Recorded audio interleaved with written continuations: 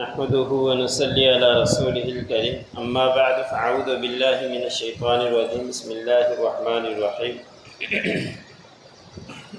وإذ قلنا للملائكة اسجدوا لآدم فسجدوا إلا إبليس كان من الجن ففسق عن أمر ربه أفتتخذونه وذريته أولياء من دوني وهم لكم عدو بئس للظالمين بدلا ما أشهدتهم خلق السماوات والأرض ولا خلق أنفسهم وما كنت متخذ المضلين عضدا۔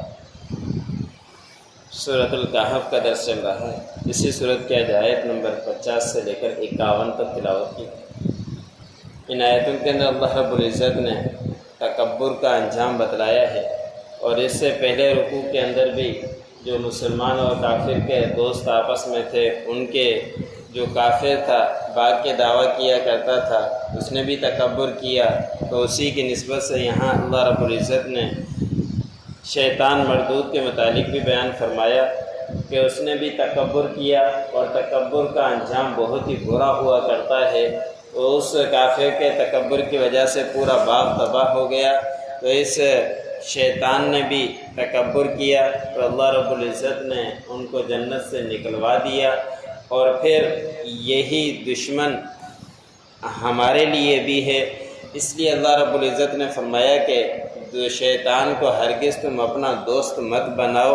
شیطان انسانوں کو نافرمانی کرنے کے لیے ایک دو نہیں بلکہ اپنے کئی چیلوں کو بھیجتا ہے، اور وہ انسانوں کے دلوں کے اندر وسوسے ڈالتے رہتے ہیں۔ وضو کے دوران وسوسے ڈالتے ہیں، نمازوں کے دوران وسوسے ڈالتے ہیں، یہاں تک کہ پھر آہستہ آہستہ وہ نمازیں بھی چھوڑ دیتا ہے۔ اور یہ کئی مفسرین نے لکھا ہے کہ شیطان کے پاس شام کو آ کے سارے چیلے اپنی خبریں دیتے ہیں، تو کچھ ایسی خبریں ہوتی ہیں جس سے وہ بہت زیادہ خوش ہوتا ہے۔ کوئی آ کے کہتا ہے کہ میں نے کسی کو نماز سے روک دیا، کوئی آ کے کہتا ہے کہ میں نے شرک کروا دیا،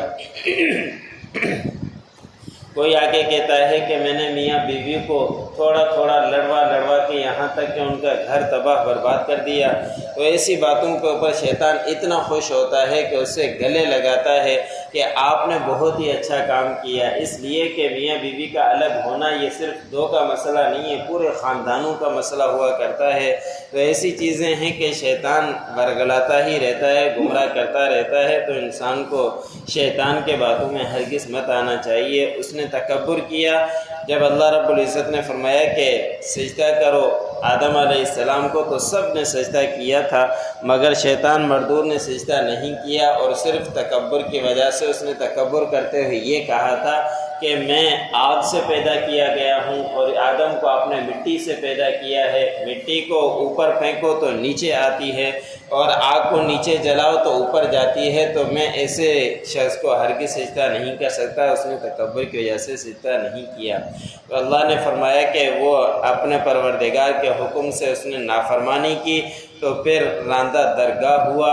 پھر اللہ رب العزت نے فرمایا کہ یہی ہے مردود شیطان کو تم اپنا دوست بناتے ہو، اس کو بھی اور اس کی اولاد کو بھی میرے علاوہ مجھے چھوڑ کر، حالانکہ وہ تمہارا دشمن ہے، وہ تمہارا اپنا کبھی بھی نہیں ہو سکتا۔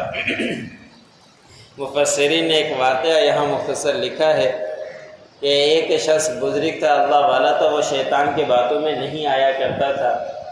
ایک دن وہ قیلولہ کر رہا تھا۔ قیلولہ دوپہر کے سونے کو کہا جاتا ہے، یہ سنت ہے، نبی کریم صلی اللہ علیہ وسلم سے ثابت ہے کہ کھانا کھا کر تھوڑی دیر کے لیے انسان سو جائے، یہ سنت کہلاتا ہے، اور اس کے سونے سے انسان کچھ اشاش بشاش ہو جاتا ہے تو صبح اٹھنے میں اس کے لیے آسانیاں ہوا کرتی ہے۔ تو وہ بزرگ کہیں دیوار کے برابر میں قیلولہ کر رہا تھا، کسی نے آ کے اس کو زبردستی جگایا اور جگا کر وہاں سے ہٹا دیا۔ وہ بزرگ جیسے ہی ہٹا، تھوڑی ہی دیر کے بعد وہ دیوار گری، اور وہ گرنے کے بعد اس بزرگ نے اس سے پوچھا کہ آپ کون ہو؟ آپ نے میرے ساتھ بڑی خیر خواہی کی ہے، بتاؤ تو کون ہو؟ تو اس نے کہا کہ آپ چھوڑو ان باتوں کو، میں جو بھی ہوں بس میں نے آپ کے ساتھ خیر خواہی کر دی۔ اس کے بعد اس نے جب زیادہ ہی زور دیا تو اس نے کہا کہ میں شیطان ہوں، تو کہا کہ شیطان تو کبھی اس طرح کی بھلائی نہیں کرتا۔ تو شیطان نے کہا کہ میں نے آپ کے ساتھ بھلائی نہیں کی، آپ میرے بر آ ہی نہیں رہے تھے اور مجھے یہ اطلاع ہوئی کہ بس آج دیوار گرنے ہی والی تھی، میں نے آپ کو ہٹا دیا، میں نے آپ کے ساتھ خیر خواہی نہیں کی، اس لیے کہ حدیث مبارک میں آتا ہے جو دیوار کے نیچے دب کر مر جائے وہ شہید ہے، میں نہیں چاہتا کہ تو شہید ہو جاتا، اس لیے میں نے وہاں سے تجھے ہٹوا دیا۔ تو شیطان کسی بھی حالت میں اپنا نہیں ہو سکتا، وہ ہمارا دشمن ہے، اس کے ان کی باتوں میں، ان کے وسوسوں میں ہرگز انسان کو نہیں آنا چاہیے۔ اللہ نے فرمایا کہ جو ظلم کیا کرتا ہے پھر ظالموں کو بہت ہی برا بدلہ ملے گا قیامت کے دن۔ اور پھر یہ شیطان عجیب عجیب جو وسوسے ڈالتا ہے تو اللہ نے فرمایا کہ میں نے اس کو حاضر نہیں کیا تھا کہ جب آسمانوں کو اور زمینوں کو پیدا کیا، اور نہیں ان کے نفسوں کو جب پیدا کیا تھا، ان کے جانوں کو پیدا کیا تھا، اس وقت بھی حاضر نہیں کیا تھا، تو پھر اس کی باتوں میں ہرگز تم مت آؤ۔ اور میں گمراہ لوگوں کو کبھی بھی اپنا بازو بنانے والا نہیں ہوں کہ شیطان تو گمراہ تھا، ان کو اپنے کاموں کے اندر کس طرح کا میں شریک کر سکتا ہوں، کبھی بھی اس کو شریک نہیں کر سکتا۔